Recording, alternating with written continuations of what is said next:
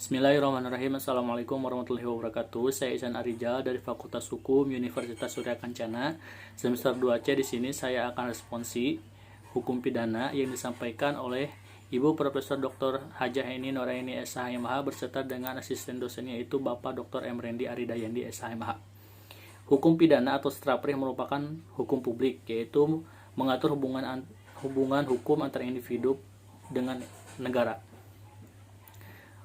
Hukum pidana dibagi dalam hukum pidana material dan hukum pidana formil.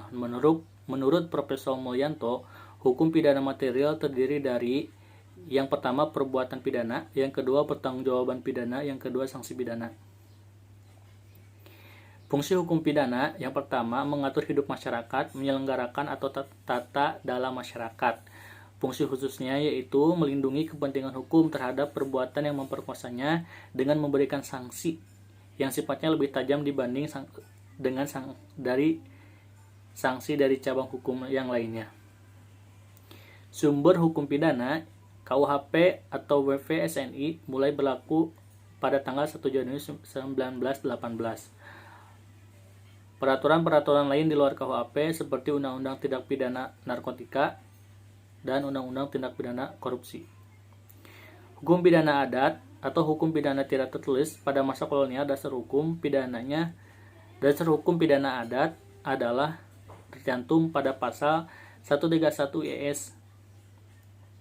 Menurut tempatnya atau locus delicti, yang pertama daratan negara, yang kedua perairan atau laut teritorial yang diterapkan oleh HI, yang ketiga udara di atas wilayah negara.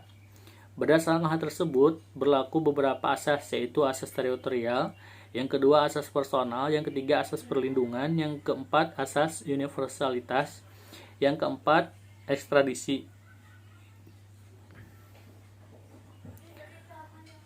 Alasan praktis, yaitu dewasa ini masih banyak sarjana hukum di Indonesia yang tidak menguasai bahasa Belanda secara lancar. Yang kedua alasan adaptif, yang ketiga ada dekriminalisasi. Selanjutnya ada rekriminalisasi, kriminalisasi.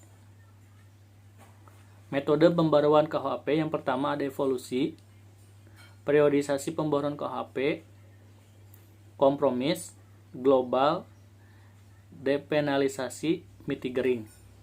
Alasan-alasan diadakannya pembaruan KUHP yaitu yang pertama ada alasan politis, yang kedua ada alasan sosiologis.